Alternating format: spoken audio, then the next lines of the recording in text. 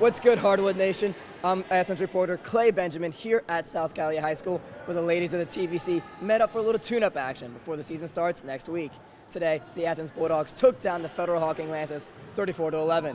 Alongside me is Fed Hock reporter Patrick Klinger. Pat, that was a different-looking Fed Hawk team out there. Yeah, it absolutely was. You know, last year Federal Hawking finished only 6-16, but that's not the kind of season they were looking for this last season. But now they're under the new direction of head coach Jeremy Tolson for the first year this year. So they also have a lot of people coming back. They only lost 3 seniors last year, so they have a much more veteran squad this year. They're going to be a much improved team, and they showed it early on in this game.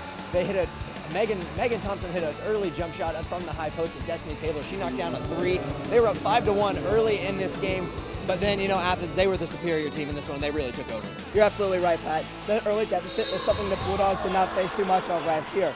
So Wayne Horsley called his goals over, tried to tell them to recollect themselves, and they came out with that full court press, and that really disrupted the Fed Hawks offense.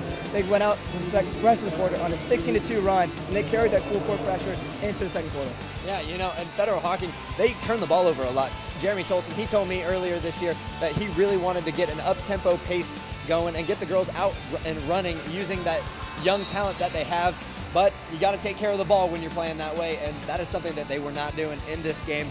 And when they were getting shots, they had poor shot selection. They were taking quick threes or contested jump shots. They really need to learn to be patient with their offense so they can get good looks.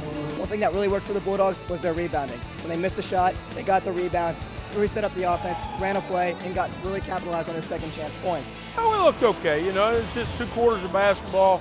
Just go out and have a little bit of fun. You know, we wanted to see ourselves run the floor. We wanted to see us play a little bit of half-court defense and just kind of keep it basic, and I was very happy with that. Dominique Joseph, you heard her name a lot last year, and you're going to hear it a lot more this year. Not a real great night for her. She only had 5 points, but she's still working on knocking the rust off in the offseason. She'll be fine going forward. But for the Bulldogs, it was Claire DeBruin, Alexis McCullum, and freshman Lana Stone in her first high school basketball game that really picked up the slack for the Bulldogs. Well, Hardwood Nation, our first show is not until January 11th, but for all the best TVC basketball action, make sure to check us out on the web at WOUB.org/heroes and follow us on social media. Follow us on Twitter and like us on Facebook. And so for Hardwood Heroes, I'm Patrick Klinger, he's Clay Benjamin, reminding you to be heroic.